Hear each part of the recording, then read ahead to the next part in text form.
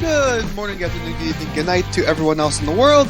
This is 98.7, the Final Stint, part of the Endurance Chat podcast. Local AM, local FM, I like that. Yeah. Make sure you can tune in when you're on the track. I'm Chris, and this is the Cookie. This is where we have the budgeted edit sound effects come on. Yeah. Right, and like blatantly stolen from movies and TV shows. Right. Yep. It's been a month since we last convened and talked about the world of sporty cars, and I think it's safe to say that a lot of things happened during our absence. Well, they always tend to, Chris, especially at the end of the year, and at the cusp of fill-in metaphor, idiom, anything you want to say about the next season of sports car racing internationally and nationally. It's going to be crazy. So it definitely updates around the world of motorsport, but mostly including endurance racing and especially prototypes. So I'm in literal heaven right now, Chris. We get to talk as much as possible about upcoming prototypes that haven't yet laid actual race miles down yet. So this is like the one chance we're going to have in the next how many years to really enjoy this before shit gets really crazy. So right, and before we talk about the future of sports car racing, let's talk about what happened in the past. We had the 8 hours of Bahrain. Did you happen to catch any of it? Just a smidge, around all 8 hours, but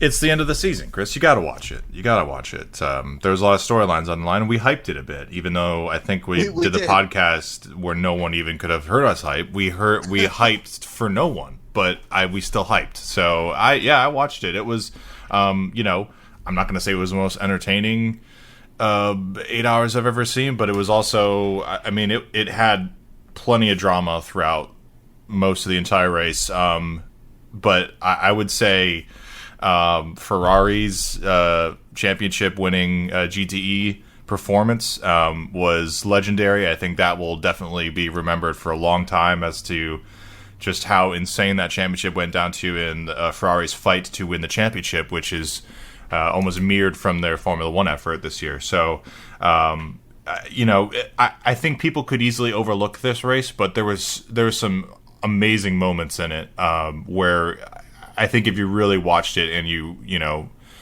knew the right storyline, the story points, there was a great amount of battles and details and that kind of stuff that shaked out in the race. How did you like it, Chris? I thoroughly enjoyed it. Comparatively to Fuji, I think was going to be an improvement. Even though, once again, Fuji wasn't that bad, it wasn't as it was middle of the road kind of race. I think Bahrain took a little step further into the good category. I thoroughly enjoyed this. LMP2 was really good throughout the majority of the race, and like you said, Ferrari losing I believe fifth gear. And they had to hold that on. They had to basically maneuver that car with all its problems for the last 2 hours, 2.5 hours. Mm-hmm. And there was serious points where we were doing the math. They're okay, if the Ferrari falls to this position, and this Ferrari would win, or Porsche will win the championship. There's some tension there. Watching the race live, and Martin Haven wrote them off at least a dozen times. Yeah. So it was, it was really back and forth between whether or not the commentator's curse was going to really take effect, because you basically had Martin Haven declaring that they had lost the championship as soon as that happened, and they were kind of really, in dire straits with about 2 hours to go. And at the time, it really looked like there was no way. And especially with how everything has been going, and we're so used to cars just giving up the ghost, after some technical gremlins or mechanical gremlins. These things are so tightly wound, they're so tightly put together that if you have a failure like that, especially in the gearbox, that usually, something goes out, like the clutch goes out, or something electronically, hydraulic, something that there's not really a way for you to kind of bring it home after you get some sort of that problem. But to see them kind of be able to still bring it home and really to not make the problems more, not make the problems worse. And that's, I think, that was so telling to me too, because I've just been so used to seeing cars that, and not right or wrong, they break down and they lose a gear, or there's something mechanical wrong, and then they're done in like 5-10 minutes later. But hero drives by all of them. They weren't the fastest car out there, but they were certainly keeping the pace up, and without fourth gear or whichever gear it was specifically, and for that to have a mechanical failure all the way through the end of the race, like incredible stuff, like seriously. And then for that to be part of the championship battle and part of the championship implication is to have to basically nurse that home to victory was incredible. So that definitely stole the show for me. But LMP2 battles were fantastic. We did see some glimpses again of Peugeot, but again they're having their mechanical issues, which if you're gonna have them, now. Just hopefully that this isn't like a continual thing that we show up at Sebring and it's the same thing that they log about 4 hours of race time and then they all of a sudden drop out because of this gear selection or specifically hydraulic issue or something with the transmission. So hopefully we start seeing more from Peugeot next year. But honestly, like I said, I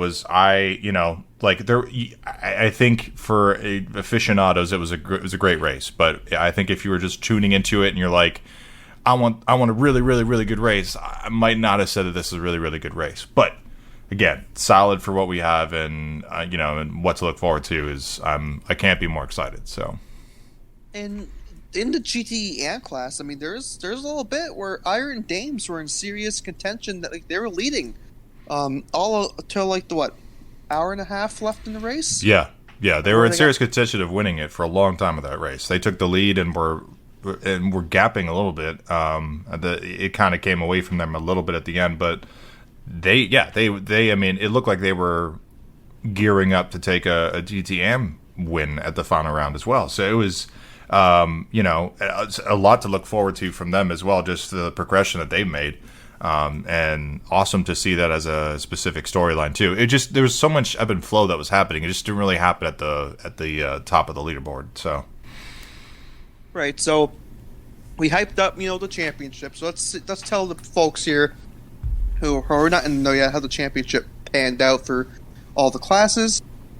Ben Keating and Marco Sorensen won in GTE for TF Sport, the 4-horseman teal-colored car. For LMP2 Pro-Am, Alessio Rivera and Francois Pareto and Nicholas Nielsen won for AF Corsa. And GTE the one we were just talking about, that's... Alessandro Perguidi and James Collado won the championship with without fifth gear. Guess how much they won the championship by? Was it like 2 points or 3 points, something like that? Yeah, it was 3 points, and that was for the Porsche drivers of Kevin Estre and Michael Christensen. So if they fell one more position down, it would have been. As from what I'm seeing at this table, it could have been Porsche's. I mean, they did what they needed to do the entire race too. I mean, Porsche wasn't. I don't think they had the ultimate pace that would have put them in the position to have won the championship ultimately. Anyway, this year it felt like they didn't.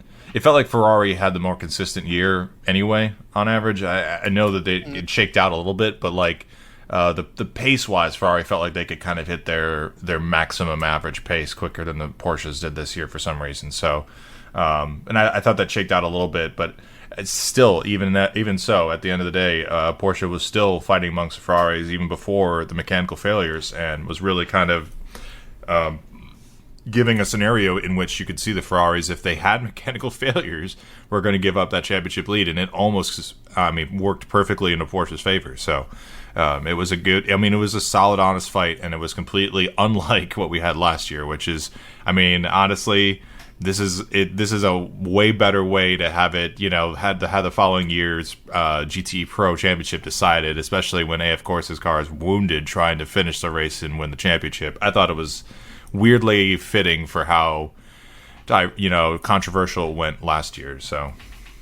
It's quite a shame that early on in the race we did have that full course yellow that kind of messed up the race up, kind of separated the GTE Pro field. I think Ferraris got off on the better end of that. Yep. Where it was just too much for the Porsches to catch up, and it kind of just told a story from there. There's things that are going to be changing in the rules that we'll talk about later on that could affect that type of thing happening for the future. But let's talk about LMP2. The championship ended with Joda Sport winning the Drivers' Championship with Antonio Felix da Costa, Roberto Gonzalez, and Will Stevens. And then the big honcho, the Hypercar Endurance Champion, would be Toyota.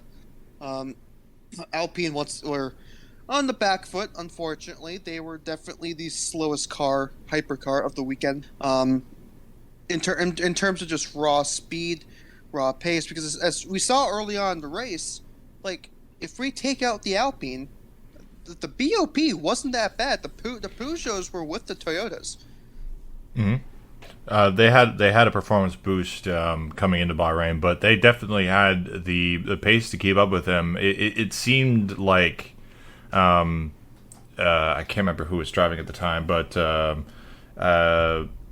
it seemed like Peugeot was not necessarily struggling to keep up, but they were kind of following a little bit in Toyota's wake a little bit as they went through traffic, and I feel like that's how they kind of kept the gap a little bit more close than it probably ultimately was. But at the same time too, it just, again, all that being said, is just, as soon as they start having those mechanical problems, you just have to file the pace away as like, all right, well, I don't know if that was or not or how that was, but we have to kind of look at it how it is, and this is ultimately, that doesn't matter because they're still having these it's good to see, and not to say it doesn't matter, but that ultimately, like, they have to start finishing the races without problems first before we really can fully investigate it. But yeah, the pace looked good, and it didn't seem like they were falling too far off the pace through the middle of the stint. So and again, like, for me at this point, I'm also just looking at it to see, because I feel like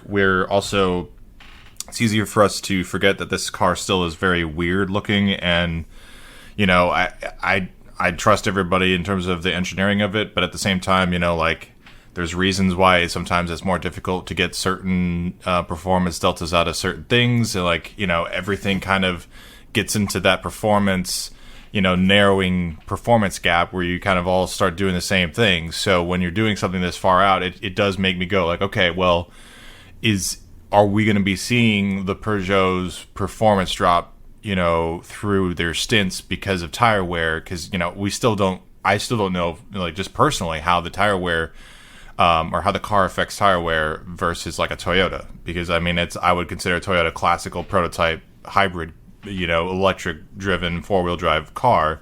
Peugeot's is doing it differently. I know that they're still generating probably the same amounts of downforce, but again, the way that it's being done can generate something different. And again, look at the Mercedes concept for this year for Formula One, and they might be going away from that really thin body style. So those were things that I'm still kind of looking at, and not that I still have a concern of, but it's, I didn't necessarily see that pace fall off that I would be worried about if there might be something like, okay, well, the design of that car is really good at Le Mans, but for everything else, it's like it's going to burn through tires, or it's not going to, it's neutral balance pace is going to be way less than Toyota's or something.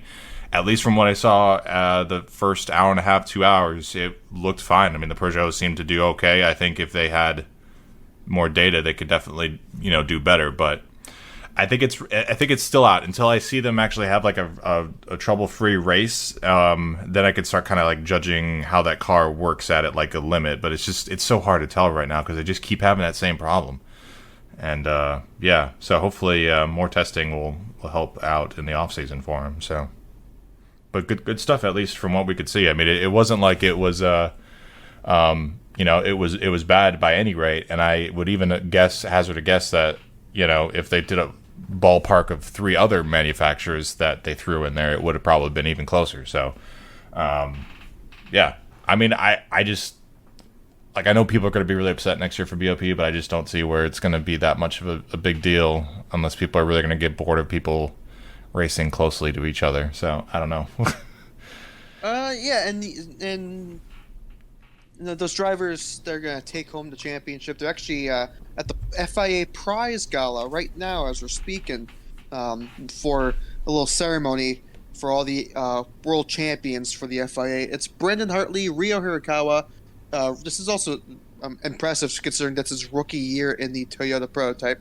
And Sebastian Buemi beating out the Alpine boys. With Alpine, they're not going to be in hypercar next year. They're going to be basically having two cars with Signatech in the LMP2 class, which I don't know if you may have heard the headline of the Ricard Meal team that was in the LMP2 class for a few years. We had the headline where they're shutting down operations, but just in reality, that's just going to be a second Signatech car. And then, of course, Alpine will be back in 2024 with the LMDH, which apparently, according to Endurance Info, the rumor is going to be that it's going to be supplied with a Mechachrome F2 engine. Man. And I don't know if you know anything about Formula 2, Cookie, but those engines, I wouldn't put them on the most reliable engines in motorsport list. When has any time that an F2 engine has ever been used in sports car endurance racing has it been successful? Like, I don't know. I mean, more power to them, I guess. I mean, look, I have more faith in the Glickenhaus thing with their partnership and the block there, where they're just sandwiching four cylinders together than whatever the F2 basis is. Because the Mechachrome is just. I mean, we could try this again? I mean, I remember 25 years ago when we tried to do this kind of stuff. Let's call up Suzuki and see if Mitsubishi wants to do stuff again, and maybe Lamborghini wants to make another engine and have a go at it. But I mean, I don't know. Maybe it'll work out. Watch E03, but still, it's like. That is not historically. That's not the company that I would immediately think of when it comes to like endurance racing, engine performance, reliability. So we'll see. Alpine, we'll see. Hopefully, they even produce a car, because it just seems like, I mean, at this point, like their F1 thing is all. I mean, like everything seems like it's chaos over there, and like not like it may not be at all, but it just has the ire of chaos right now. So. I mean, I'm glad that they're all pushing for hypercar, but like, I'm just fingers crossed that they even get a LMDH going. So, anyway, what were we talking about? Well, we're gonna let Alpine collect their thoughts and see what. Hopefully, they have some better ideas. Respond to my comments, Alpine. Right. We got a final hurrah of big time endurance racing that's happening actually this weekend, and it's the Gulf 12 Hours, which I don't know if you know much about this event, Cookie, but this has been usually a standalone event from a separate promoter, independent promoter in the past. Yep. It used to have LMP3s, and then they got rid of that as like not like a couple more than a few years ago. It's mainly been GT3s, GT4s, and GT Cup cars. For the first time ever, they made a partnership with the SRO, and it's now the finale for the Intercontinental GT Challenge. So in the same schedule as like Kyalami, Bathurst, Spa, in the 8 hours. So because of this, we've seen a huge, massive interest this year. We have 34 GT3 cars. Well, 34 cars. And there's about 29 GT3 cars. That's not bad, and we got an active Formula 1 driver on the grid. Yeah, a little K-Mag action with his pops driving for AF Corsa. And don't we have Rossi in this too? No, Rossi was usually does this. But he's a WRT guy now, and with now they're going to BMW, and I don't know if they like them going to Ferrari. Okay, got it. Or I don't know how that works. Gotcha. No, it's just looking at the provisional entry list right now. It's got a lot of good entries, even in the pro am stuff. Lots of McLarens, Ferraris, BMW M4s. Just it's gonna be a great race. I mean, I've clued in a little bit for the Gulf 12 hours, but because I don't think it held a huge status. I didn't clue that much into it, which is not necessarily the greatest thing. But the past few years. It really took a downturn because 2020, obviously, the pandemic happened. I remember this having a ton of entries, though. Was I wrong, though? Like, wouldn't this have like 70 entries or something? Not that much, but it did have it would have more than 20 entries. And when you have an event this late in the year, like having more than 20 entries, that'll just grab anyone's attention. Yep. But then. That was like before the pandemic. I think what happened 2021 in January. They moved it to Bahrain because Formula One. I think that was the main reason because Formula One ended so late, and Formula One, you can't have a race before or after Formula One race week. I think that's actually like the rules. So they got shoved out to Bahrain. And only got 15 entries, maybe less. Then Formula One ran late again, so they had to move. So they went back to Yas Marina, but they had it in January again. I think it was a slightly better entry list, but it wasn't good. It was still less than 20 cars. Now Formula One is ending earlier in November, so now they're going to have their regular December date back, and that's why we have this huge influx of entries. It will be streamed on the GT World YouTube channel. If you're watching this, if you're listening to this late, the replay will be on the GT World YouTube channel. And we don't have any major endurance races, unless you count Endurance Brazil, a major endurance race. From here on out until Dubai, there's really nothing else on. So you have all the time in the world to watch the replay. But yeah, take a look at some of the cars really quickly. We got Erwan Bastard making his GT3 debut. French GT driver, races in GT4 Europe. The name's going to catch a lot of people. I mean, so that's automatically attention grabbing right there. Christopher Haas, Patrick Niedersen, and Niederhauser share the car. That is Audi Sport Team Saint-Ilac. Then Saint-Ilac also has like a AM. No, that's also a pro according to the entry list, but it has Gilles Magnus as a WTCR driver, and then two other AMs. Audi Sport Team Tresser, which is basically just the Antempto racing car. Matteo Drudi, Ricardo Feller, Kelvin van der Linde. That's 2/3 DTM. And then AF Corsa, who we're just talking about in another Middle Eastern endurance race. Their driver lineups include Antonio Frocco, James Collado, Alessandro Perguidi, and David Ragan, Alessio Rivera, and Nicholas Nielsen. And then MDK Motorsports is making their GT3 debut with help of AF Corsa. If you don't know who that team is, that's basically Mark Kvamm's team, I'm guessing correctly.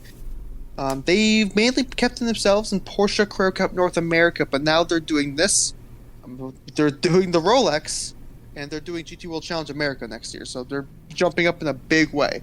Kevin Magnussen, Jan Magnussen, and Mark Kvamm. And then you got, Lucas Stoltz in the Almanar racing car. Then Group M has Rafael Marcello, Jochen Della, Gunun, Engel, Maximi Götz, Lucas Auer. I mean, these are heavy-hitting names in the GT racing world.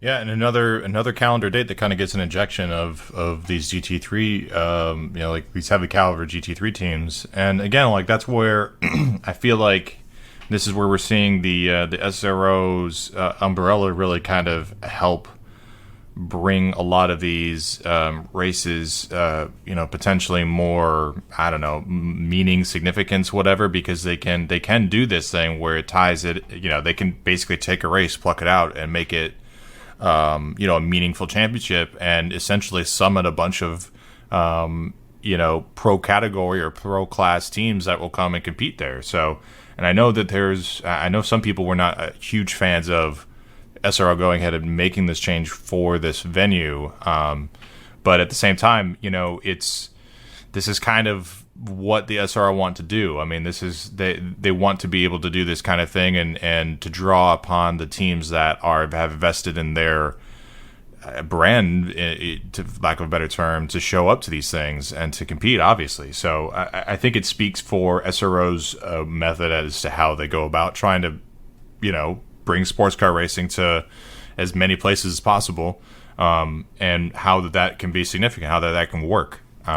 And yeah, I mean, I'll be cluing into this race this weekend more than I would have before, just because just knowing that lineup, especially with the Magnusons, and just knowing the pro drivers that are going to be racing in here. And so I do think that in the discussion to it's just for sports car racing in general, like we do have this pro-am and then am kind of categories with it, and I do think that stuff like this, or like these races, are good, or like the upgrades that these races get are healthy for the sport. And I think that upgrading in stature some of these events will just offer more opportunities for teams to grab the spotlight, and drivers as well. So, and I mean, you got maybe some lesser known. I mean, you got 2C's Motorsports, which for the past couple of years they've been at this event. They've been kind of become regulars for the Gulf 12 Hours, and they race in British GT. That's where they do their full season effort. It's a Bahraini British team, so that makes sense why they've been at the Gulf for the past couple of years. We even got teams that in the amateur classes that some IMSA people will know. Like if the IMSA is the only thing you watch, you probably heard these names before. Like Inception Racing, they've ran the Endurance Cup. And they got Sun Energy One, who did the Rolex before and did relatively well in some cases. And then they got not IMSA, but they got some of the lesser known teams. Herberth, who mainly stick with Creventic, but they've been doing some GT World Challenge stuff and ADAC GT. Well, they always have been doing ADAC GT, but Creventic and GT World Challenge might be the main thing people know them by. Team Baron Motorsport Middle East was one of the cars involved in that accident last year. If you don't know, it was on the end of the backstretch. The second backstretch, if you know what I mean, because after you know how there's, if you know the track, Cookie, there's a backstretch, then there's a complex of turns, and then there's another sort of backstretch with the alternate pits. Yeah. Talk about that one. At the end of that one, two cars got together, and I believe Team Baron was involved in that wreck. And it was a pretty decent-sized wreck. So they're looking for some redemption. MP Racing, you see them around in Creventic. They're the Gostner. It's a family. It's a family affair. It's the Gostner family. There, we got some mainly Ferrari Challenge drivers in that. Ram Racing. Oh, Cookie, did you see the Ram Racing livery? I have not. So, do you know the old D2 DTM livery that would be on the Mercedes for like mid 2000s? Yes. It's that one. Oh. It's a throwback to that. Oh, fantastic. It's so good looking, and the pictures are coming out, like real life pictures. Oh, I can't wait to see that in qualifying in less than 24 hours time, which that is the only session that's streamed apart from the race. Then we have EBM Giga Racing, that's basically just Earl Bamber Motorsports with the Groves funding effort. Floodman 11, our resident Aussie, Floodman 11, Michael Zalafari will know a lot about them. And then you get the Porsche Cup cars, which we have 4. So, once again, Gulf 12 Hours, I know it's not, some people's most favorite circuit, but the track changes. But with the track changes and with the entries we got and the fact that it's an SRO race, so we might actually have an awesome broadcast this time, I think it's going to be a very fun race to watch. And, I forgot to mention this one thing. I'm not sure if you knew, Cookie, but did you know how the Gulf 12 Hours used to be a split 6-hour and 6-hour event? I believe so. Well, okay, I'll say that I sort of had an inkling because I thought it went something like that, but I thought it had I would always get that and then the 24-hour Creventic race up and mixed up. Oh, right. So I would always think that's it or something, and I remember that happening in the past, but now all the 12-hour races for the most part are good to go except for some Creventic races which are 12 hours. But like I feel like I was aware of it, but I didn't fully until you said that. So thank you for that factoid, Chris. Yeah, they ran 6 hours in the day, and then they'll take 2-hour break or something. Then they run 6 hours in the night. Mm-hmm. Now it's just straight up 12 hours. Yeah, they can handle it. So format change for the race. So yep. Apologies for anyone living outside the Eastern time zone. I don't have the time differences up and ready, but I believe it's 1 a.m. Eastern Sunday for the race start time. So it's a bit of an early start. Okay. Yeah. Just a little bit. That's fine. That's fine. Not a problem here. Nothing we sports car fans can't handle. Yeah. It's like Malaysian Grand Prix hours, In worst case scenario, you wake up at a normal time, like a weirdo. You'll have around 4 hours of the race to watch. It should be fun. David Addison is also doing head comps. I can't remember who the other guy is. I think it's a NASCAR Will Euro Series commentator. We'll have to see how that pairing turns out. And then Adam Hyde is doing the pit lane reporting. Which, if you don't know who that name is, think about the co-commentator at Macau. Have you ever seen Macau race? That's him. Yeah, we need to do a brief 5-minute stint about the Macau Grand Prix a little bit there too. That happened. Yeah. Just we got a fellow British person in the chat. He did the time zone difference kindly for us. It's 6 a.m. GMT time. So take GMT, 6 a.m. GMT, and then apply that to wherever you are across the world. Yeah, so Macau, did you see that TCR wreck? Which one? Yeah. It was, there's 2 TCR races, basically one for, the Chinese-only cars, and then the rest were, cars that you see everywhere else. Mm-hmm. It was... In the first section of the track, it was, I believe, the corner right, the kink before the straight that heads into Lisboa, and they get caught, and the car just goes into the inside wall, smashes it, and I think the windows all crashed or broke open, the door. The engine was rolling down the street. Yeah, it was a Hyundai. I think it was an Elantra. I don't think it was a what is it, Roster N. It was a I don't know what it might have been one of those. I think it was that one, but it was a Hyundai that just ate it into there. The GT3 race on Saturday that had a huge start line crash, pretty much, yeah. and also that, and again. There's part of me that's I really want to do little weird sports car goofs and stuff like that, like compilation stuff, because who was the Audi driver? The one that I think it was Eduardo Mortara. Yeah, it was Eduardo. Yeah, or no, where he just sped off as soon as the Lamborghini pace car went, he went, and you're supposed to wait until the Christmas tree pretty much goes green, and he did, and he just immediately went. So they put him to the rear. He had pole. Right, and this was just basically for the formation lap. Yeah, just for the formation lap. Yeah, that was the first time I've ever seen that penalty get issued. It was a rightful one. I mean, he immediately went. You're supposed to wait. That like I said, Macau Grand Prix every year does something somebody does or people do things that are so crazy that I'm just the best one though I will say is it was at the top. It was basically at the top of the hill, and I can't remember. It was that camera crane or shot that it's. I don't even know where they get it from. It has to be 400 feet above where the track is, but it's looking down at this one kink area. I know what you're talking about. And if you look at the Friday, it was Thursday, Friday streams, if they ever showed that spot, it would just look like a normal road. And when you got to Sunday, it just looked like it was like compacted, like set like all the quick dry and stuff, because there's so many cars that just kept running into there and just like spewing all kinds of oil. Like it was a completely different shade of color on that part of the thing, but you would see cars, like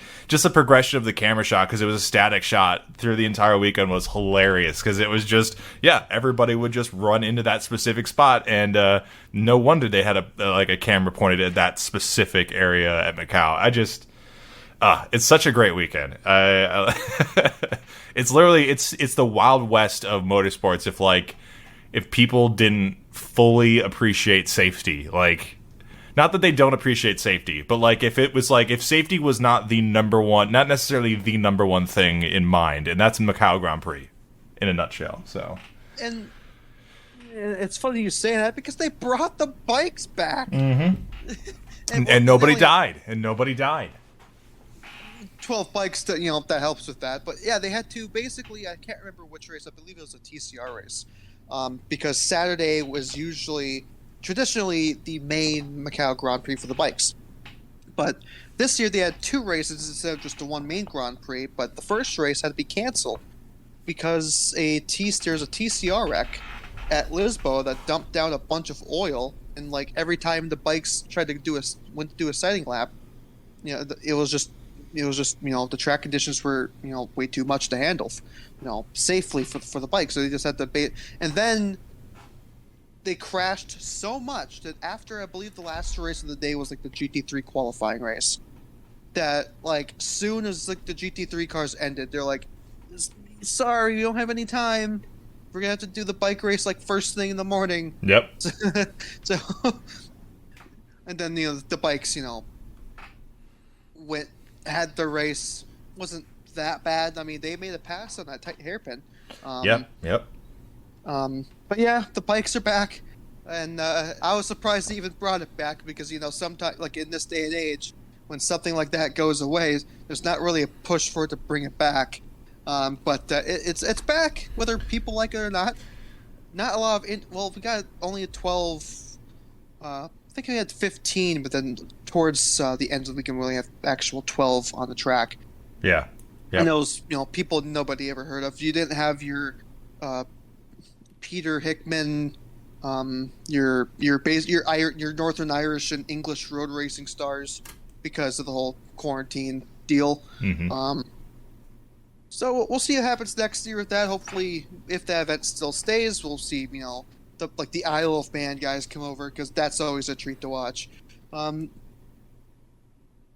F4 is boring. Yeah. Actually, the qualifying race wasn't too bad. Main race was Yeah, F4 was the dullest part for me. I was expecting more from that, but it didn't really deliver anything. Honestly, it's those support races. Like, I almost never watch the F4 race like intending it to be good. I just look for the the GTs, and then everything else, because it's just, I mean, and it's like, when people are like, yeah, they for the most part, Macau Grand Prix usually just has local people that enter these races. Like, no, they legitimately, it's like, I can't even, like, that is 1000% what happens. Like, there will be international like injection into the weekend, but for the most part, these are just dudes that have never, like, maybe they've been on a racetrack before, but like probably not, and they've just been like, they'll just run the course probably a few times like in their cars, and then they'll just come out with their hand built stuff, like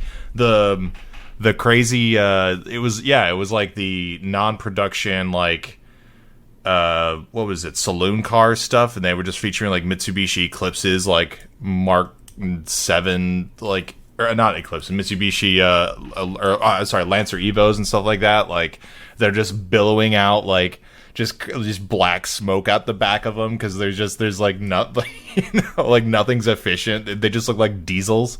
It's just, oh man, it's just an entirely different attitude, entirely different world. I love it. Like, it's so completely removed from like what we're used to, from like, because we're about to talk about the Hypercar World Cup and the fact that there's a FIA gala that some drivers aren't at Daytona for the testing that's been going on this week, because they're getting all fancy and stuff like that and spending money. And here, China, Macau Grand Prix is just like, yeah, whatever, man. Just bring your Lancer Evo that you built out of a garage shed and pretty much just like, I think, run diesel through it to make it, I don't know, more efficient or something. And go for it, man. You're on the track, bud. Like, fantastic. I love the Macau Grand Prix. You talk of being different worlds. Let's talk about the world of German GT racing, because they had a little bit of a shakeup this past week. They had a huge press conference announcing some interesting changes that will affect the scene of racing in Deutschland. So, Cookie, you know DTM, right? We all know DTM. Yeah. So the parent company that ran things, ITR, dissolved, and Berger needed to sell DTM because they weren't, money was a problem. So ADAC, so you remember ADAC GT Masters, ADAC is like the automobile club for Germany. They like do all the automobile stuff. Mm-hmm. They make a buttload of money. So they bought DTM. They bought the name, and they're going to use it for the branding, right? So we were in the dark. There's lots of rumors about how things were going to work out, but we got confirmation. I think it was yesterday. DTM stays the same with the same format, except the tires change from Michelin to Pirelli, and they're going to use SRO BOP instead of their own. And then the calendar is more focused in Germany. I know we all know in the past DTM likes to go a little bit internationally sometimes. As a prank. It's just gonna be Germany, and then around in Zandvoort and Red Bull Ring, which is quite traditional for a German series. Yeah, boy, those are the German DTM championship and their pranks. Yeah. Hey, let's go to Shanghai. Let's do that. All right. It's community outreach anyway. So DTM mainly stays the same. Here's the interesting part. The calendar that they had, that's basically just the ADAC GT Masters calendar. That was going to be was the DTM calendar that they were going to have. Basically got thrown out the window because before this whole talk of merging and all that stuff, DTM was going to go that WTCR street track in Portugal, Via Real. Yep. They're going to go there, Salzburg Ring, and then some other.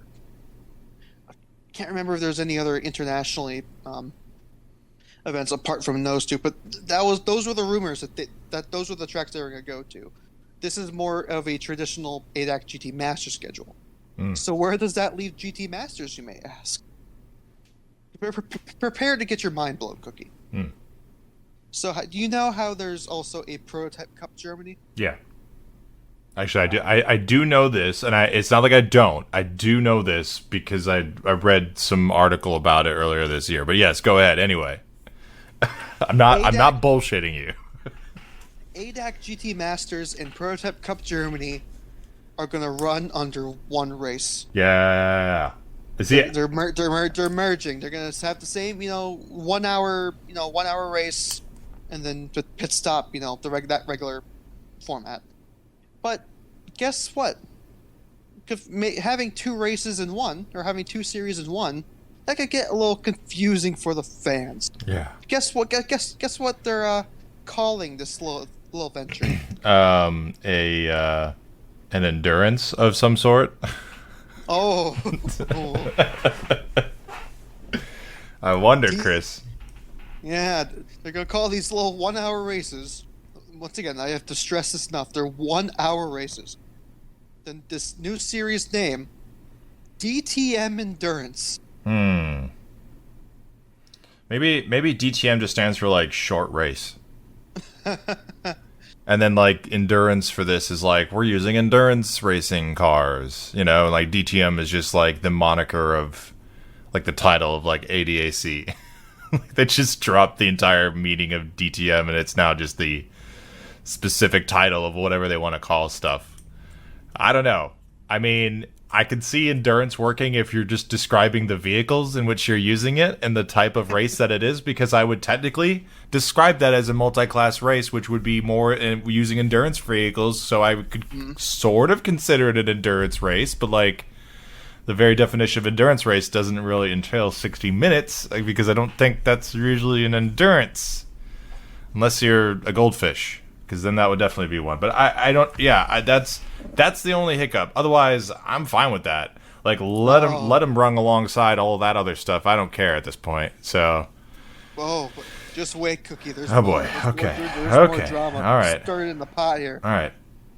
So teams that run ADAC GT Masters, Land Motorsport, which we were familiar with, they won the Nürburgring 24 in that crazy finish, and they have ran the Rolex before. You know, got screwed multiple times. Yeah. Then you have Car Collection. They have publicly went on the record being against this change. And keep in mind, they field. I think Car Collection only fields one, but Land fields about 2 cars. Maybe 3. I'm blanking on if that's the case. They was like, we don't like this. Like, just there's like, you know, saying the LMP3s are faster than us. They're gonna make we want, you know, they want to win overall, which is understandable. And they got another team, JP Motorsport, which I believe is a Polish outfit.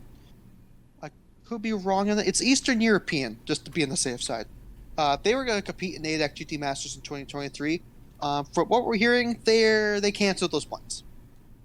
So it sounds like ADAC GT Masters, which was already like they had around 20 cars this year, but that was a decrease from when they had like 25, almost 30 in the years past. Yeah. Because of DTM and GT3. So it sounds like we might not have a stellar field for ADAC GT. Now, you keep in mind, each like the GT and Pro, like if you win the GT class championship, you're still going to be ADAC GT Masters champion, and then same for Prototype Cup Germany for the LMP3. So like you'll still be called champions of those respective series. They're just racing together. And the GT, we're going to have to wait and see how many GT3 teams are going to stick around for that, if they're going to play second fiddle for the LMP3s, or if they're going to, you know, like switch to DTM, you know. For what it sounds like, DTM's already full. So like GT World Challenge Sprint could be there, International GT Open, maybe the, you know, other sub-series that exist. But here's what I'm interested in, Cookie, because we could see a repeat. So in 2013-14, their French GT, you know, they're like, hey, we're going to add LMP3s. You want to guess what happened? How many showed up? 4 Ferrari 488, or not 458s. 4 Ligier LMP3s. 8 cars total. God. And they canceled. And I don't know if you remember, they had a viral clip of that Ferrari hitting the wall in the front stretch where the windshield pops out. Yeah. And the driver climbed through the windshield. That was where that clip came from. That was the race. That was the race? Oh. That was the race. Oh. And then they canceled the rest of the season because, okay, there's no point. Then they switched to GT4s, and they've been successful ever since. So we'll have to wait. Also, DTM Trophy, which is a single-driver GT4 race, or a series that, you know, the ITR made, that's dead. They're just going to use ADAC GT4, though. I mean, they had to whittle down. I mean, they had to. It sucks, but there just isn't, like, again, we're not. I think racing is getting better, but it's still, you know, like, I think everybody looks to like the 70s, 80s, 90s kind of way of like just people or teams being able to come into the sport and just be able to kind of always have the competition, or just extra like we're a new team, like we want you, blah, blah, blah. Like everybody that's coming in is like on tight budgets, all this other stuff. Like it's like I don't want to say that racing is still like needing another X factor. I think it's found its niche, or it's found its groove a bit from like where it needs to be. But at the same time, I still feel like when it comes to overlapping series and stuff like this, especially like how DTM ended up being, like, you know, I feel like DTM needed to consolidate anyway. It just, you know, touring car racing I think it was fantastic in the 90s, and it was incredible. I mean, DTM, it was also fantastic, but it doesn't have that niche appeal anymore. It hasn't found that ability to kind of, cement itself with its own crowd, because it would just get overlaps of everybody else. So, ultimately, like, the death of the silhouette cars for DTM has made it into GT3, and that was always going to start pinching stuff, especially with ADAC and how strong ADAC has been alongside DTM. Now that DTM is physically sharing that same space, like, there was always going to be some hardship to come from this. So it sucks to see, but, to a certain extent, it was totally not unexpected, at least for me. Like, I think it's a little haphazard the way they're trying to do this to make stuff fit, because I think they could make it more unique, or make it more, I don't want to say personable, but like try to make it more legitimate to what each fans of these sports are. Because, like, yeah, you're right, it's an hour long endurance race isn't it's an endurance race. Just do a 2 hour 40-minute, do a 3 hour endurance race, do something like that. Like, it doesn't need to be crazy. You don't need to do it by ACO or SRO standards to a T. You just have to hold a 3 hour endurance race that, goes alongside the DTM weekend or something like that, or whatever. So I just feel like some of this stuff is, I think, are interesting ideas, but the way they're implementing them makes it hard to just buy into it. Because, like, if I lived in Germany, I would for sure be showing up to try to show up to some of these race weekends and stuff like that. But I don't know if I would be showing up to see that, and the button here, DTM Endurance will be a support race for DTM. Right. Well, that's what I'm saying. But I'm just what I'm saying. Like, it's like the people who are going to watch it are already dedicated to wanting to watch it anyway, because it is this. And so if you're going, because you're not making it interesting where it's like, oh, they're LMP3s, but they're, none of them are Ligiers, or they're all something non-standard format or whatever. Like, if you're doing something to differentiate, I'm like, okay, I'm definitely going to tune in for that. But the way that you write it out here, it's like, it's just supposed to be a support event for DTM, and like, I would almost say, like, make the support event like a legit support event on its own of what it is, like, instead of just making it a 1 hour event. But I don't know. I mean, yeah, it's not supposed to overshadow the event, but whatever. It can be a longer race and still suck compared to the DTM race. So I don't know why the time doesn't have to change, and it could still just be a support race. So we'll see how it does. I mean, but DTM, I don't know. All right, Kris, would you rather have this outcome of DTM surviving and just doing, like, kind of elbows out, trying to force its way into something so that it doesn't go away, or would you have been okay if it just collapsed and we just didn't have DTM anymore and it's just now ADAC? I think DTM would be the sensible answer, because DTM has the branding. You don't need to, like, do any groundwork. People know that DTM exists, so there's the promotion already done for you. So I think some people might not like it, but if ADAC GT Masters gets killed because of this, I'm not gonna really shed it here, because, well, I think we have too many GT3 series already. Like, I mean, two main GT3 series in Germany. Like, even though, like, most of the makes are from Germany, and there's a bunch of teams in Germany, that could be quite a tough sell. And I kind of like it that now there's only going to be really one main race weekend for GT3 cars in Germany, apart from NLS and N24. Yeah, that one. Because ADAC GT Masters and DTM seemed to just clash like 80% of the time last year, and it was like same exact times too. Like, ADAC, just using my time zone for reference, ADAC would start at 6 a.m. and DTM would start at 6:30 a.m. That was quite annoying, so I'm glad to have that problem fixed. So I think this is a good situation, because you get something a little different. I mean, you get a GT3 an LMP3 like multi-class race. I mean, you'll have to see how well it gets received. But I think this is the better case.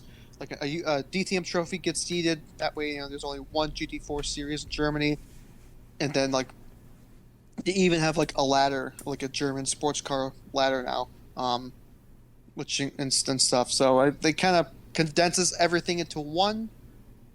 I'm personally fine with these changes. We'll just have to wait and see how well, particularly DTM Endurance, gets executed. Yeah, we'll have to find out. Definitely something to look forward to next year. And the Motorsport Crash weekly videos will definitely have quite a few of that series involved, I'm sure. So I'll be looking forward to seeing that in the weekly Crash videos uploaded to youtube.com illegally. So anyway, what do we got next on the list, Chris? Let's talk IMSA. We had some testing early on this week. Yeah, we did. People really hyped. Daytona. Also got people kind of bummed because Porsche decided to rain in everybody's parade and say that privateers don't get any chassis till April. But, that's it is what it is, And watch Porsche don't even win the first 2 rounds either. Like, not to say that it wasn't, for anything specific, but people are definitely not happy with Porsche because they can't get their privateer LMDH Porsches going yet, so... I've already seen conspiracy theories whirling around the internet on that one. Oh, well, honestly, because it involves Penske, if it involves anything about Penske, I would even halfway believe it, so you know what? They're like, they're not, releasing their customer cars because they don't want to get beat by the privateers or the customers, in the debut races. Well, did the Porsche executives kiss the Penske ring? Like... Did they visit Roger and his what is it, Darth Vader ball thing that he emerges out of, and then has them write all the checks to him, and then he just gets to put the Penske logo. Anyway, sorry, not the Penske hate. Penske's great. He's awesome. He's a cool guy. Awesome, no problems. No, yeah, we had some testing going on. Had most of all the major players that are going to be showing up at the IMSA GTP Championship this year put in some times. Acura seems to be the quickest, at least for the testing numbers so far. Cadillac and BMW bringing a brand new chassis that I think they designate as that they're technically they're finishing building it on site. So those got shaken down, I think, today. Which is Friday? No, it was Tuesday, Wednesday. Wednesday. So okay, got it. So it's already concluded. I was looking at the notebook updates, so I was thinking maybe on Wednesday they got shaken down. Right. So anyway, but yeah, lots of excitement to come from that. There was some testing cut short by some mechanical stuff, but nothing too exciting, I don't think. As far as my notes, did you see anything, Chris, as far as any hiccups? As far as I'm aware, no crashes, but from what I've heard, pretty much everyone has had some sort of trouble. And from Graham Goodwin, if you haven't already watched the racer videos, they had a Monday night one and then they had a Tuesday one. They didn't post anything for Wednesday, unfortunately, but pretty awesome. But from Graham Goodman, the MP, is saying, none of the teams are confident going into the Rolex. We'll save the discussion for the Rolex 24 podcast about reliability and how P2's good with overall. We're gonna save that discussion because I think it's too early yet. But I think one of the main things here that came out this testing weekend is that the announcement that there's going to be a reserve list because there's way too much interest in this race. Yeah, that was always going to happen, and it is weird how in a way, if they even wanted to fit more cars into this race, they couldn't just because of the pit road and how that's set up. It's just, they could potentially put more cars in here, but they're basically at their max, and we have a really busy future ahead of us, not just next year, but in the years to follow. So this seems like a natural progression of where it's at, and honestly, it's good news, and it's something that I feel like we were inevitably going to hit once we had the merger. And it's not necessarily surprising, but it has taken a long time for us to get to this point where the Rolex 24 gets the status kind of as the 24 Hours of Le Mans, where you do have a reserve list, you do have a wait list. So yeah, it's exciting just because of what the implications of it mean. It means that there's a lot of people wanting to show up at this race that we're all very interested in to begin with.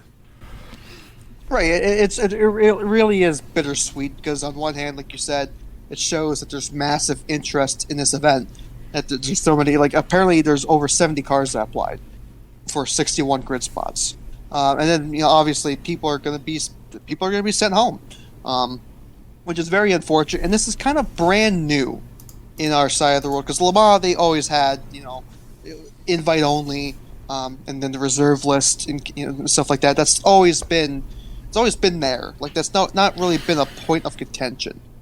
But since I believe this is the first time we ever had it for the Rolex, a few people who mainly only watch IMSA, right? Like IMSA is like their main sports car consumption, like the only international race they watch is Le Mans.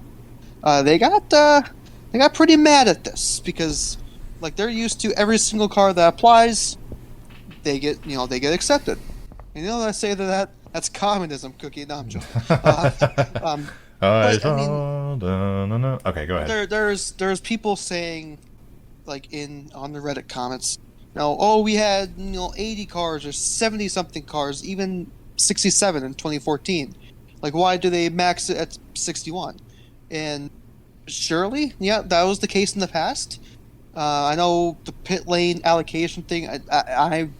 I'll have to check back on 2014 to see how chaotic it was for 67 cars on pit road and see how they fit that.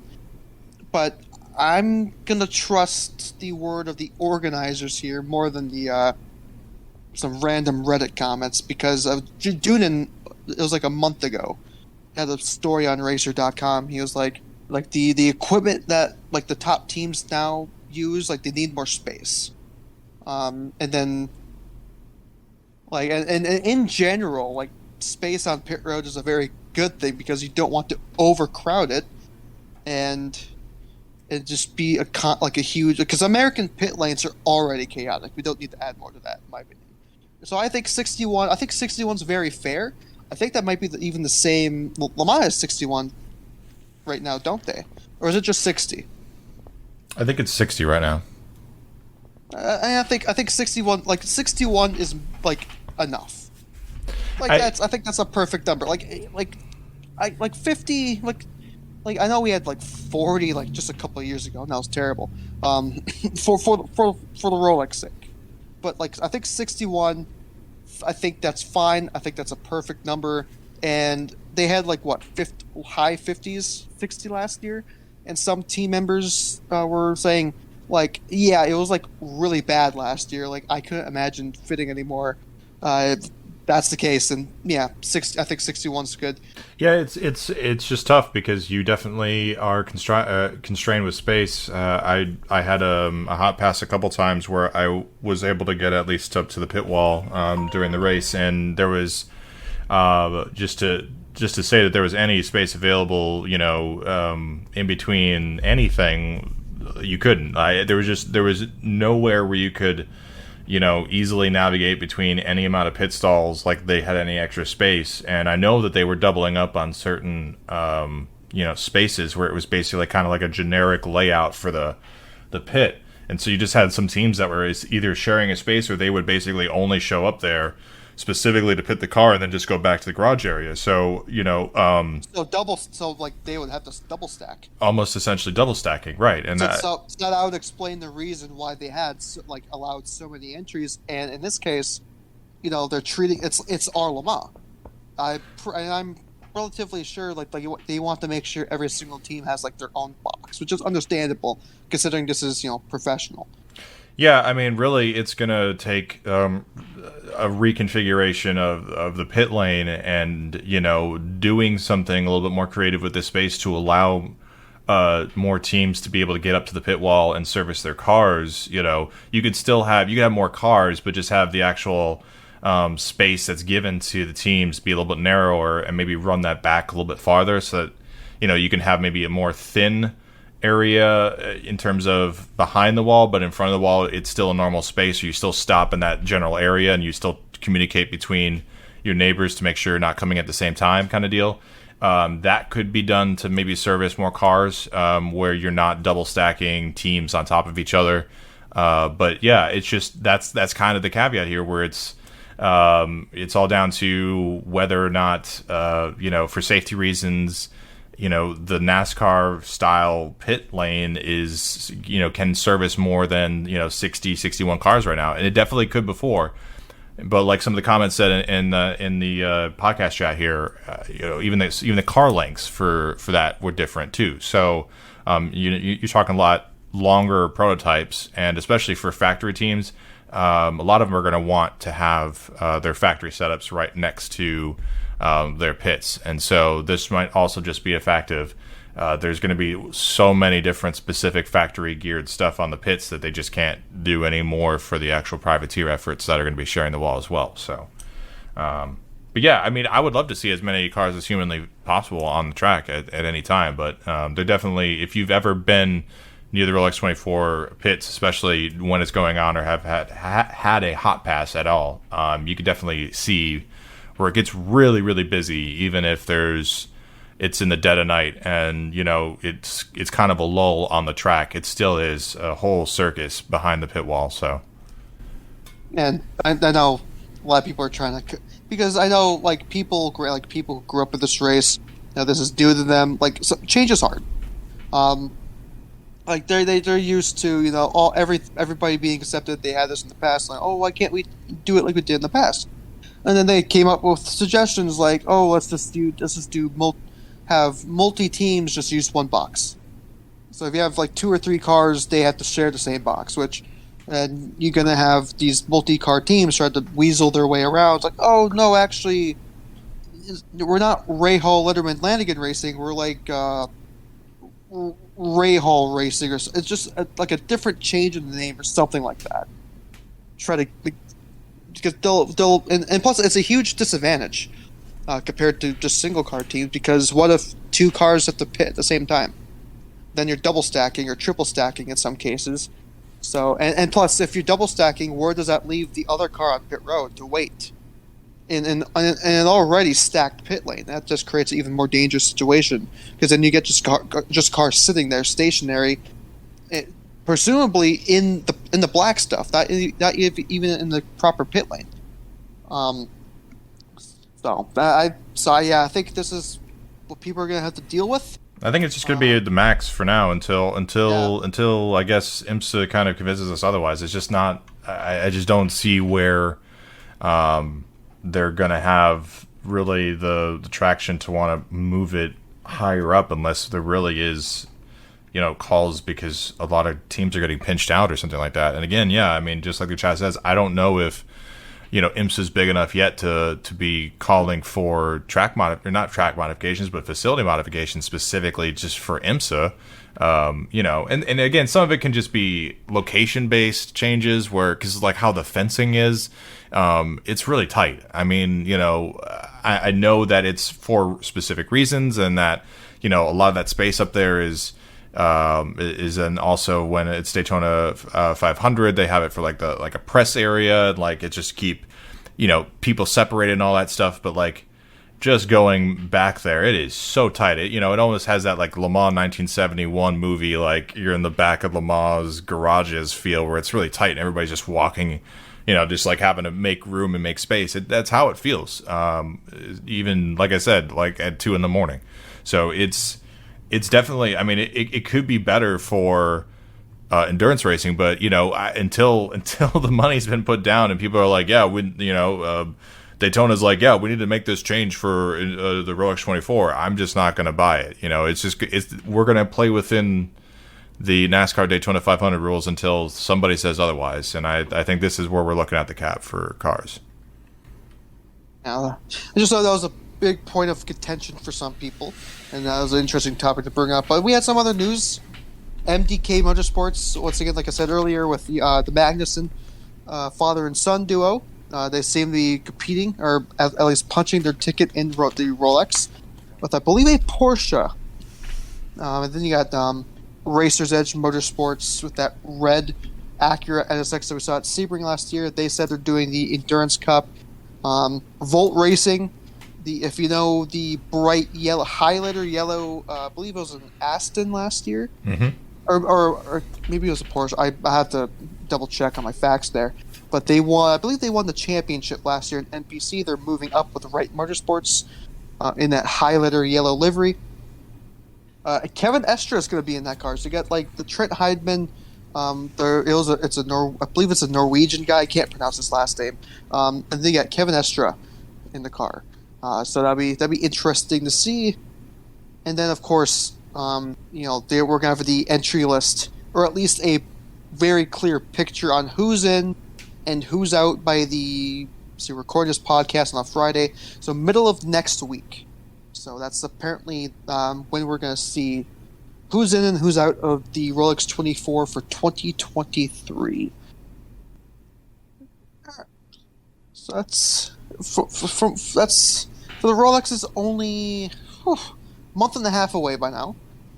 But we also had the ACO and the FIA release some new sporting regulations for the WEC, which includes, I believe, they're closing the pits during full course yellows. So that'd be an interesting change. They're not going to close the pits during slow zones for Le Mans, so don't have to worry about that. And then they did something interesting with the points. So in the Manufacturers Championship, what they're doing is they're allowing two cars of each manufacturer to be allowed to contend for points for the main manufacturer world championship. And then what they're going to do is that they're going to take the excess. So basically, customer cars, like basically the Porsche customer teams, and then any excess car from any other manufacturer, they're going to compete in something called the Hypercar World Cup. And what are your opinions on that, Cookie? I know some people were kind of frustrated because, privateer teams now can't contend for a world championship. If there's already the factory team doing the 2-car mandate. But just to be clear, the drivers in those teams, all of the drivers in the hypercar class can still compete for the Drivers' World Championship. It's just strictly down to teams.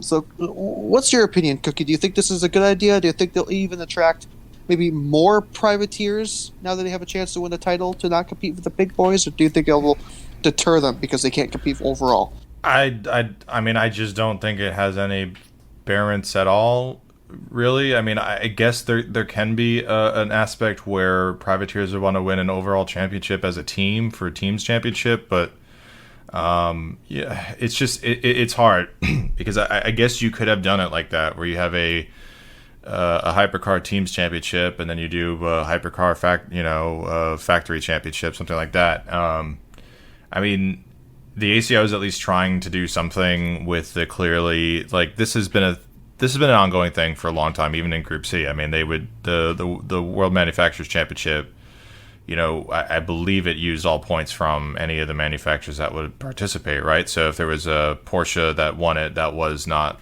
the Rothmans factory team, they still got factory points back then. So it was, you still had, like, if you had more teams competing anyway, you had a higher chance of winning the championship. So in a way, I do like this fact where the OEMs themselves, regardless of anything, like, this is their strategy to beat the other OEMs they're competing against. So I think I like it from that aspect, where it's at least trying to do something. But at the same time, it does feel a little weird because I do want to see privateers not necessarily be shunned off of anything specific. I do like to see David and Goliath when it comes to championships, and this basically separates the Davids and Goliaths. But at the end of the day, all the privateers are still going to want to win. They're still going to want to win Le Mans. The drivers, I think, and the teams themselves, I think, are going to push and promote their brand. I think some of this is also part of it can be the teams themselves, especially the LMDH GTP teams, can make more of a name for themselves to be like, look, we're winning the races and our factory team isn't. So, and you all want to win Le Mans. So I think this won't deter teams as much as people might think. I don't think this really promotes anything. To me, I don't think this really changes too much. But it's an interesting experiment that I don't mind to see how I feel as the season goes on. Because, I don't know, there might be a point after Le Mans where I'm like, yeah, this is kind of interesting. Like, we're including it in discussions. And, if we're collectively including it in post-race discussions where we're talking about this, like, I think they might have hit on something. But I don't know. I don't think it will work immediately out the gate, but I can see where it can work. I do want the problem to somewhat be tried to be attempted to be tackled, I should say, because I do think that there is a discrepancy between the factory teams and the privateer teams, and that there should be some recognition, or there should be some ability for the other teams that aren't necessarily factory funded to get some to show where they stand a little bit more in the public eye than where they internally stand, because a lot of it, I think, too, is just opinions.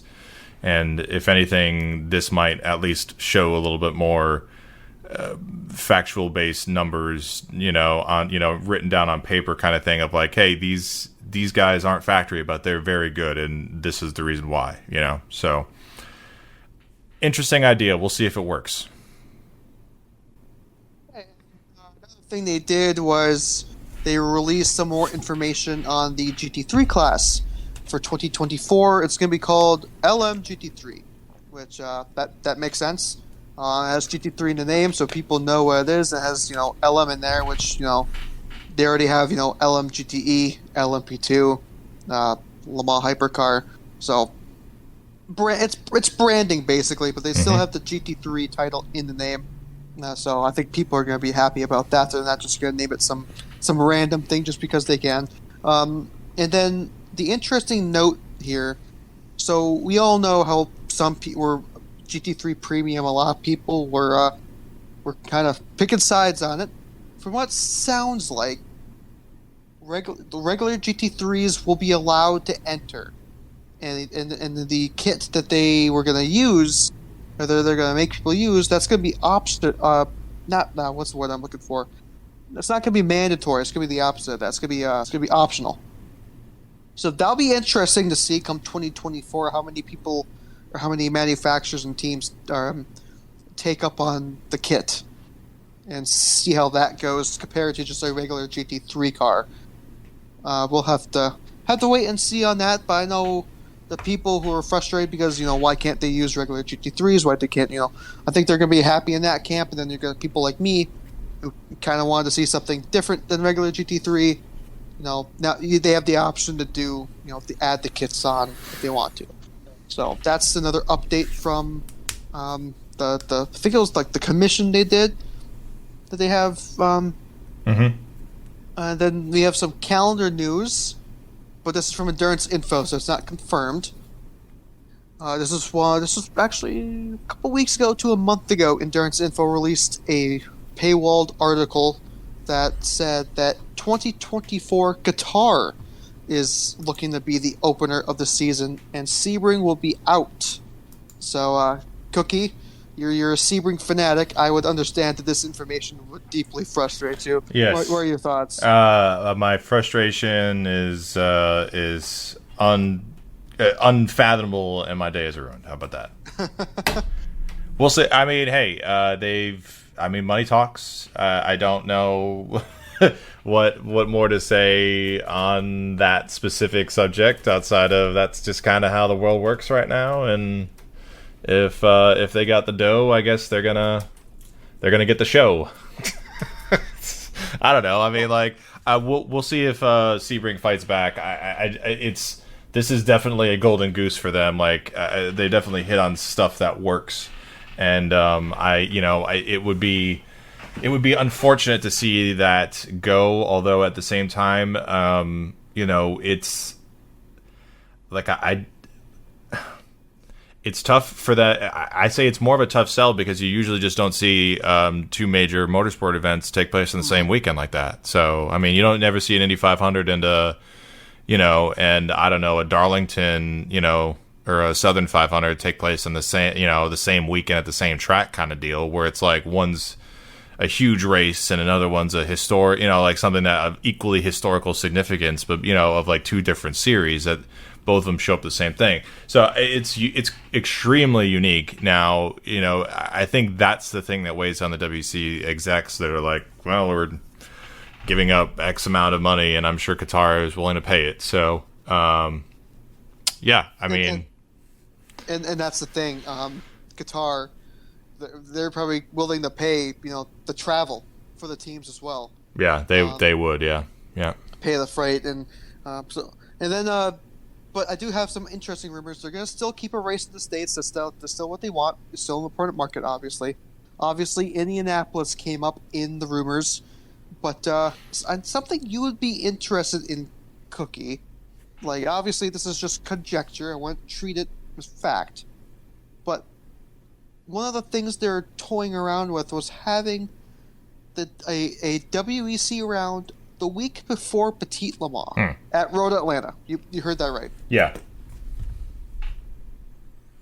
Yeah. How would you feel? Would that be a suitable consolation prize, so to speak? No, I mean, not really. I think I just I don't know. I think that they really just need to do their own thing and market it as its own thing. It can't mirror something that's in the States, especially if you're not going to combine the races. And I mean, if I know everybody hated 2012, and it wasn't necessarily the greatest legible, understandable race that you could possibly follow ever.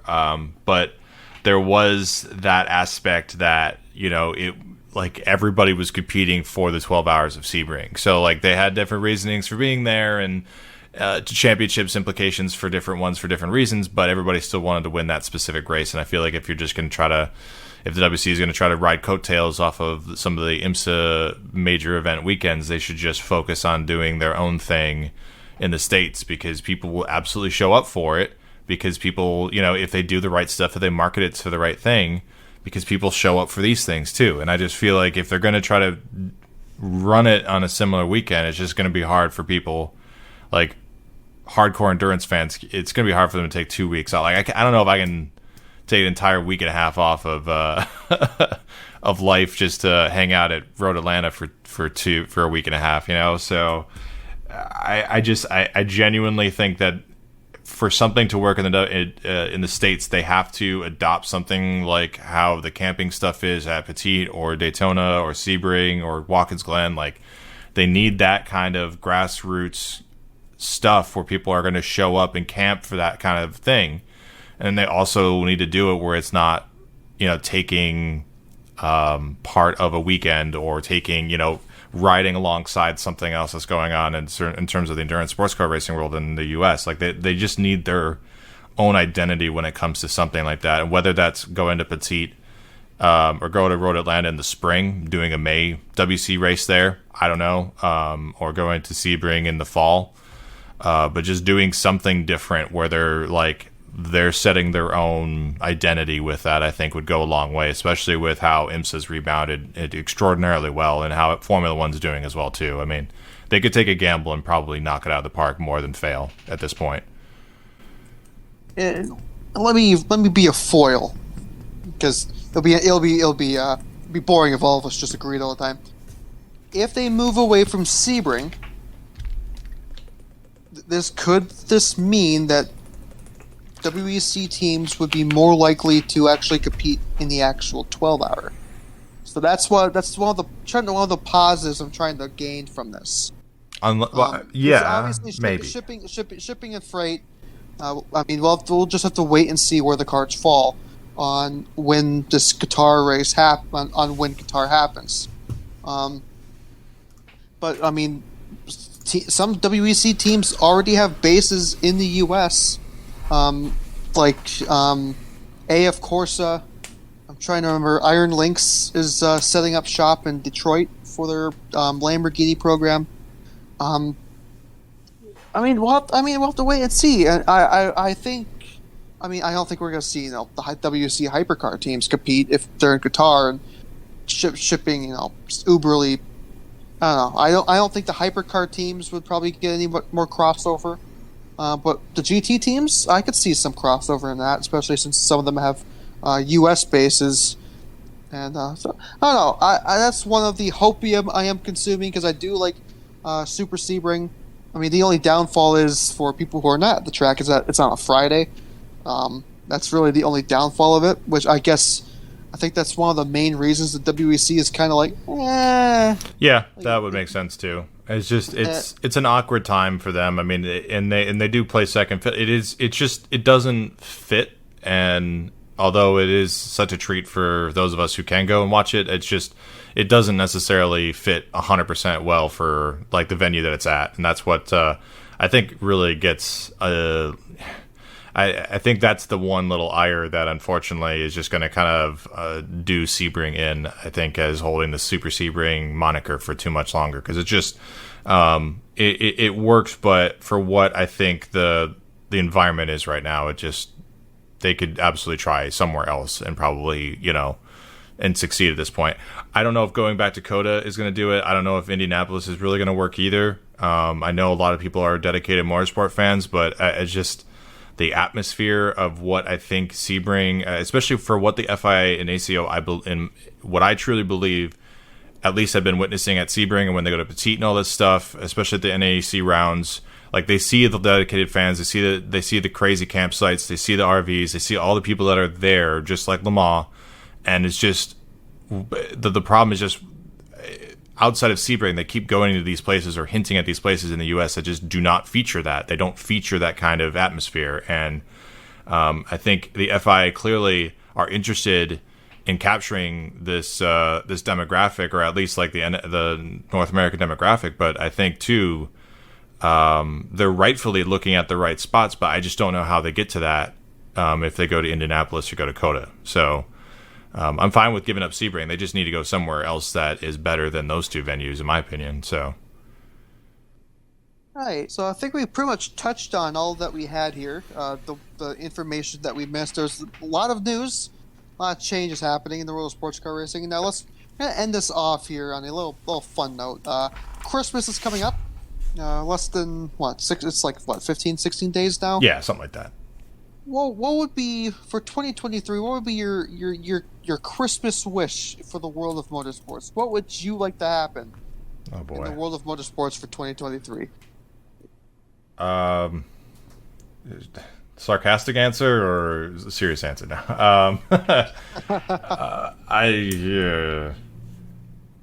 I don't know. A successful rollout of LMDH and LMH GTP regs. I guess where BOP isn't 100% of the conversation next year. That would be my wish.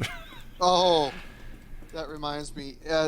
WEC is pretty much banning team members and personnel for teams to talk about BOP on social media or make comments on it during interviews. So have fun. Yeah. I mean, it's not going to be a rule that's going to be upheld too much. I feel like I don't know.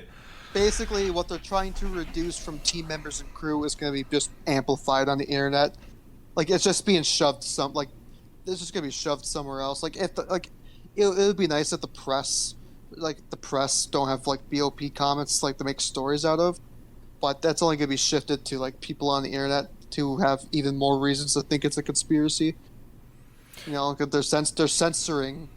Yeah, but at the end of the day, it's. I mean, we're all race fans, so I don't know. I feel like it'll be annoying and nonsensical of arguments to come from it, but I think the important thing is they didn't just do it because they can't take criticism. They did it because they don't want to have teams and drivers make comments to try to influence the outcome of BOP. That was the main concern.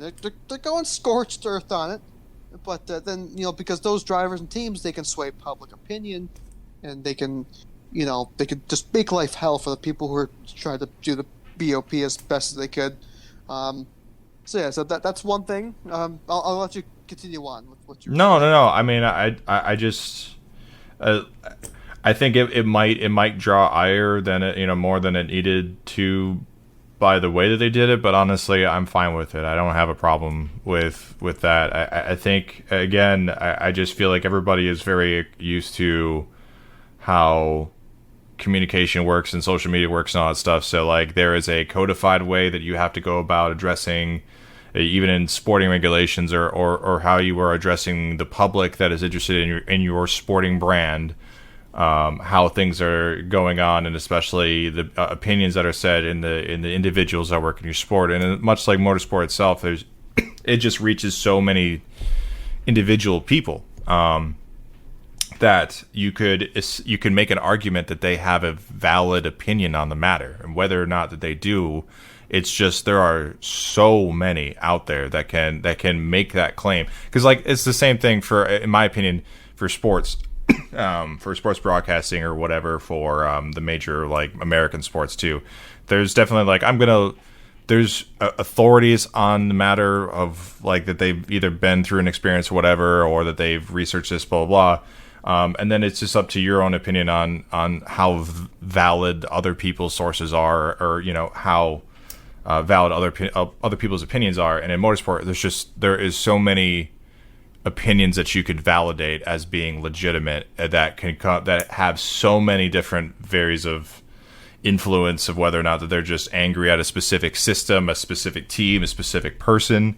And the one thing I think in the last 20 years motorsport has taught us is that I don't want to say there's infighting, but there's a lot of back channel stuff that isn't necessary. Like you don't ever suspect everybody in motorsport to be kind of like having specific opinions about everything, but they do. And I genuinely think that, especially with the way social media has gone and the way that the sport has leaned into social media, there is a bit of a bend don't break attitude with this kind of push. And I think that next year you could absolutely see a breaking point if you didn't, if you had all these teams and had all their team members feeling okay enough and open enough to talk about this on social media, and you can really start to see a lot of problems that can come up from that. So I don't know, that was a big rant, but I just I'm not for censorship, and I don't necessarily see this as being censorship. I see this as being a way of curtailing like an obvious human factor that we're trying to eliminate.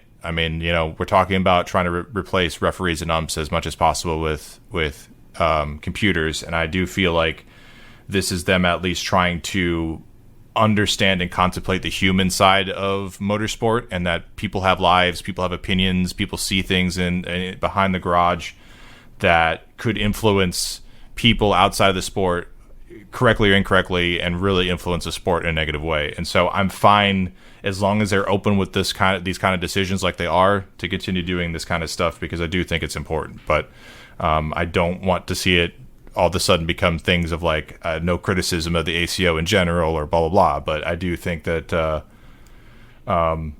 BOP bashing is it's valid, it's annoying, and it also can be just like it can be influential, which is weird. It's a weird concept to say about literally a concept of motorsport.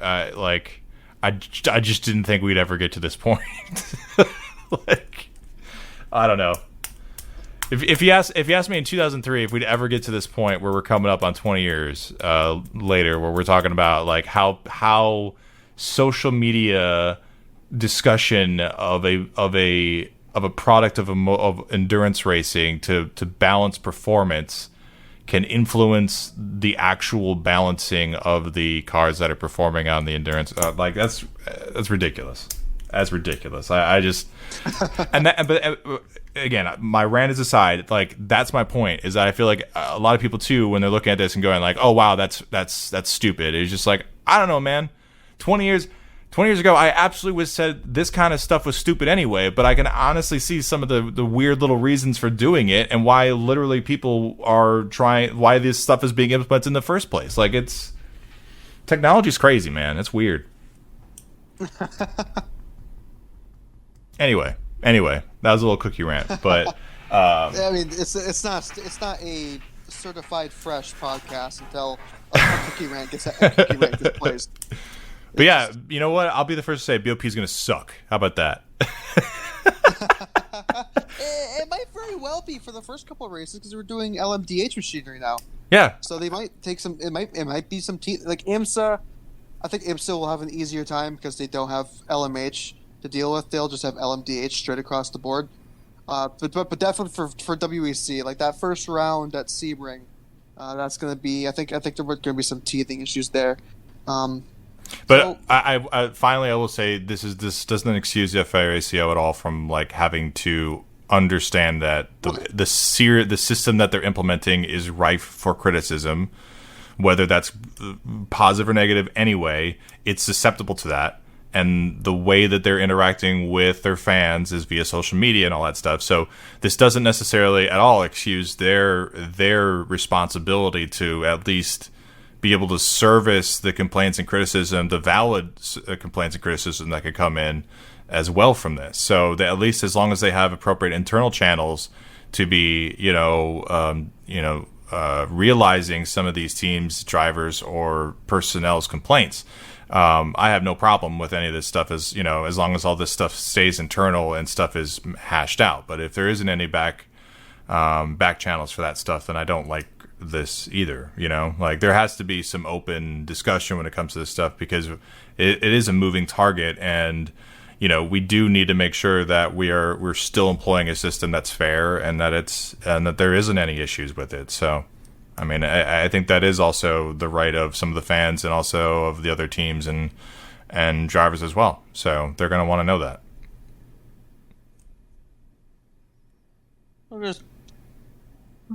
I guess still kind of related to BOP. This is going to be the worst segue ever. My motorsport Christmas wish for 2023. And I'm gonna stick with IMSA on this one because we've talked about a decent bit. Better broadcasting. Ooh. I don't know how many times where like there'll be a battle in GTD, like they'll just be going at it, and all we're doing is focusing on like Jimmy Johnson or the Chip Ganassi cars because NBC wants to focus on a storyline. Stop it! Like I don't care like what Renus VK tweeted. Save it when the race is dead. Like if there's like battle, especially class leads, they don't even focus on like GTD class leading. Like they'll just like, oh, here's a DPI car. Well, now it's gonna be GTP. Here's a car running all alone because we want to talk about what he ate for breakfast. Like, stop it. Like and it's bad on both sides of the aisle. Like NBC has like the better commentators and the better graphics, but obviously like the commercials are like a deal breaker. And Peacock is good when they're not on NBC because then you get the commercial free stuff. IMSA radio it's just the commentary is bad because like they'll have like high like because it's radio, they won't focus on what's happening on screen. But they're like the official English language provider for like the international stream. So like they'll go off tangent for like 30 minutes with like the head of like VP Racing or something, while like a Lamborghini like careens down the front stretch and flies over the fence into Lake Lloyd. They won't touch on it for another like 40 minutes. Like it's like they need to do better. Like I appreciate like I don't know. It frustrates me that the racing in IMSA is good. It's very good. But the broadcast just doesn't catch it. And this is something that they can learn from WEC. I know some IMSA fans might get mad at me for that, but learn from the WEC. Where they literally, like, if there's like a battle for, like, 14th more billionth place in, like, GT AM, you're like, okay, let's focus on that, because that's racing. Yeah. It's I don't know, that's just... I just don't care for the whole storyline, pomp and circumstance type. It's American broadcast in general, though. I mean, that's it. It's all plug and plugs and all that stuff. I mean, the only reason why ESPN isn't like that, I mean, is because that they were using live feed. I mean, even going back to or international feeds, even going back to Speed. I mean, they would have to use the international feeds, so they really couldn't put any of their own little stuff in there. And Speed, for the most part, didn't do that fully. But like Fox and TNT, NBC, ESPN would, like, for IndyCar, NASCAR, like they all for American broadcasts. That's how this is the cut and paste how you do. Now, motorsport broadcasting in the United States, you have to do it this way, and NBC prides themselves on doing it that way, and I feel like kind of mimicking the Fox, NBC, ESPN like broadcasts of how they do NASCAR and IndyCar, like that is the way to do it, and you have to have like these side pieces about drivers or blah blah blah, like always, like you have that's the prep, and I feel like whenever we're watching a WC race, that the broadcast prep for that entire weekend was them at the track, just in the paddock, walking around, taking notes, talking to people, basically being fully involved in the race weekend and not necessarily having to queue up that info to talk about, the daughter's birthday that happened that the driver was attending, or I don't know, and that's something that is, I want to just say is exclusively, it's an American thing. Like, it's just like that we have to dedicate in terms of the broadcast or production crew. Like they always have to dedicate that amount of time to it. And like, I know that's something that I think it gets endearing to a point. But yeah, I'm with you. I would rather get a full broadcast of the race, at the same time of, like you would at any other kind of sporting event, where you'd either get a serious radio or a video broadcast of the event. And I just feel like it both counts. Sometimes we just kind of get, it's part ad, it's part time fill, and it's part just kind of like mishmash, kind of putting together a broadcast to make it fit into a form that isn't really appropriate. Like, it's an endurance race. If it's 6 hours, I'd rather listen to somebody who would intimately watch an endurance race for 6 hours and like try to remember every single detail about that 6 hour race, and somebody who's like, wow, this is a great 6 hour race and I'm glad I was here, but I kind of don't know, I'm just kind of filling air, And I feel like that's where the NBC and sometimes even the IMSA radio broadcast can kind of be jarring compared to WC and I don't want to even say Eurosport, but from what we're used to sometimes on the international level, it can definitely be jarring to constantly be stuck in that format in the US. And I just think that's the problem that we're kind of stuck with, especially with the NBC crew.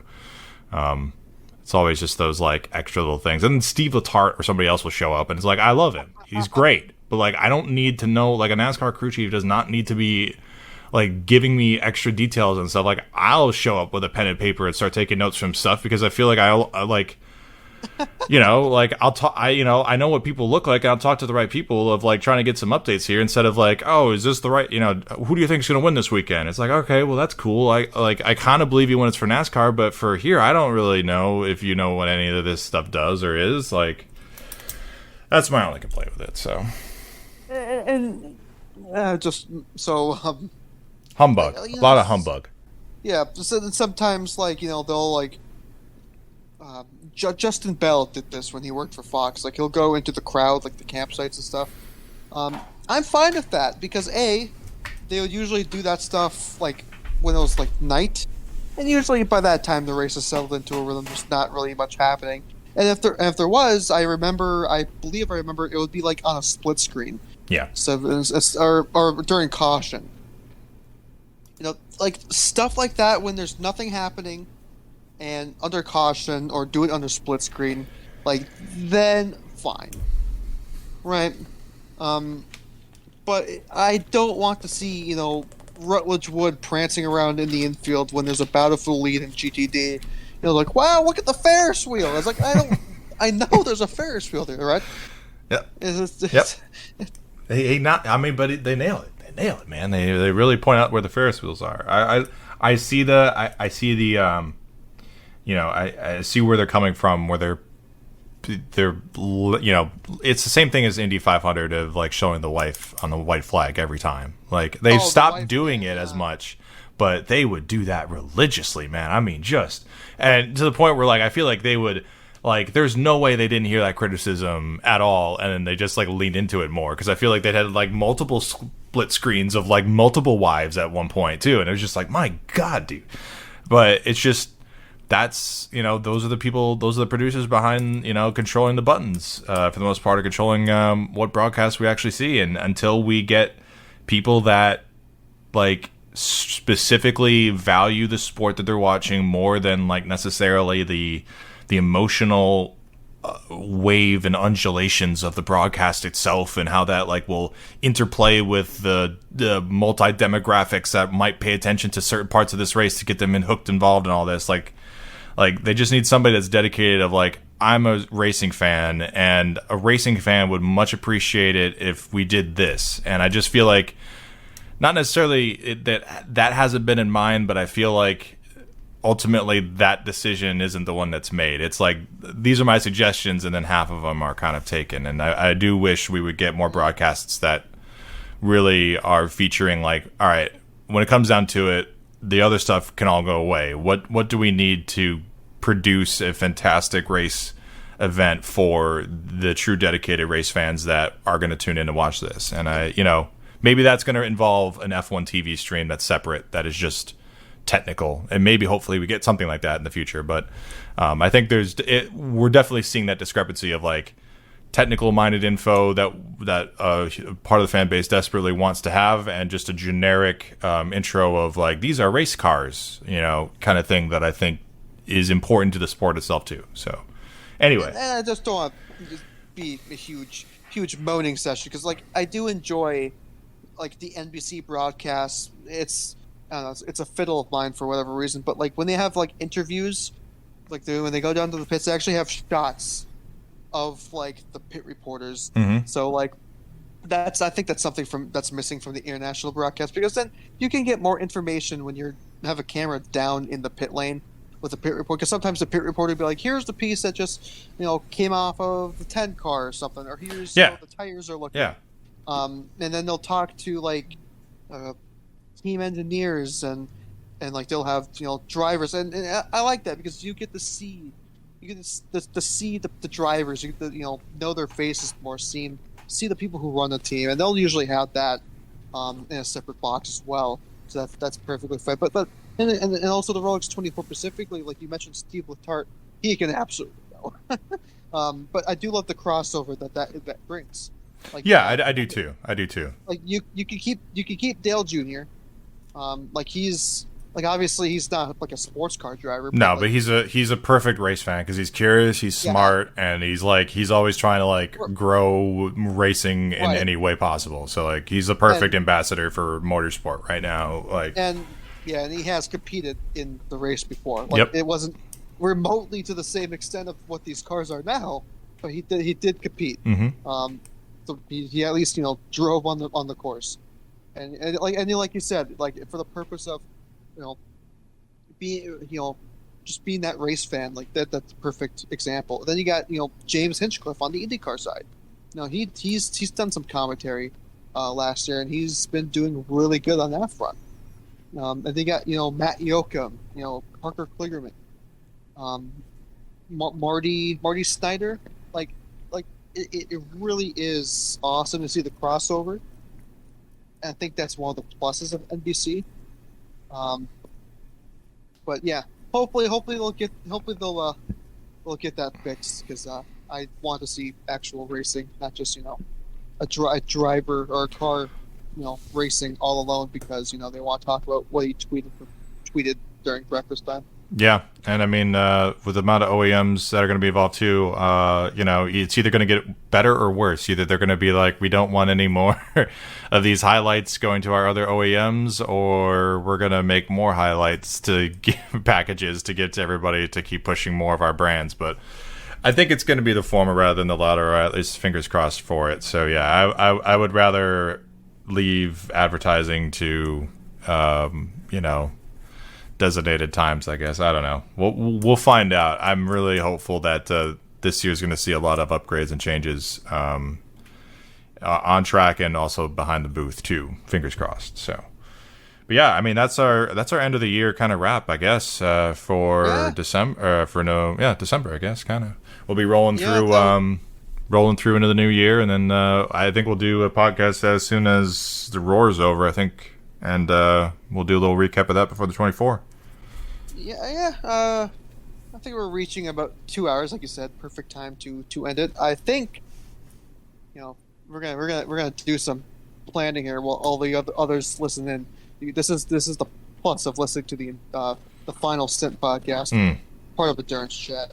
I think we're gonna have a separate show towards the beginning of the year, because we still haven't talked about a record-breaking Asian Le Mans Series grid, 48 cars for that. Oh, We'll dive into more details for that, because as soon as the Rolex starts, I mean, after you have the Bathurst 12-hour, there's no time to talk about Asian Le Mans. Mm-hmm. So we'll talk about then. Plus, we'll talk about the Gulf 12-hour results very quickly. More and then more in depth and towards the Bathurst 12-hour, Kyalami 9-hour, because those are coming up in February as well, and any other sports car changes. And then what we'll do is we'll leave the Rolex 24 preview. I would say after qualifying. So because qualifying is a week earlier than the rest of the event, so that gives us the entire week to talk about the race weekend, which I think is quite nice. So we can actually talk about who's on pole, who's the fastest during testing, and then and see how we're going to do that show. Who knows? We could do a live show straight after qualifying, or we could just do a pre-recorded one and have it up. That's by race week. But yeah, I would say 2 episodes is the plan for January.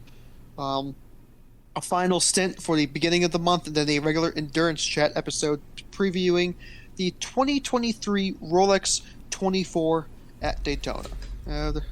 So that's the plan. I think if you have nothing else to add, Cookie, I think we are off and ready to hit the road. No, yeah, we're good for the holiday scramble. Racing related New Year's resolutions and decisive. I don't know, man. Go to more races this year than I did last year. How about that? There we go. I went to 4, so I guess I just need to go to more. I need to go to 5 this year. Next year. How about that? That's what I say. But that's all I got. I don't know about you, Chris. You got any New Year's racing related New Year's resolutions? No, I can't go to Le Mans in decisive. I got a wedding I got to go to. Other stuff. I can't go this year. Everybody's telling me to go to Le Mans. No, I'm gonna go with a B answer. Try to find a video racing broadcast coverage of a racing series out of a country like nobody has ever heard of. Okay. Yeah, make sure you can find it a stream or Right. Yeah, English preferred or natural sounds is my preference. So let me know. All right. So stay tuned for the Laotian Formula 7 Championship. Brought to you by Pennzoil. Yeah. Right. Right, so that's been another edition of the Final Stint, part of the Endurance Chat podcast. Hope you enjoyed. It's a bit of a long one. It's around 2 hours for my math. And once again, like we said, we're going to be back in January for another Final Stint with the Asian Law preview and other miscellaneous stuff, and then a special Rolex 24 preview podcast. So keep on the lookout for those. Have yourself a good night, and we'll see you next month. End of the year, Gazoo. Wait, we're keeping the GR010, so definitely like an extra Gazoo for the fact that stays. So happy Gazoo.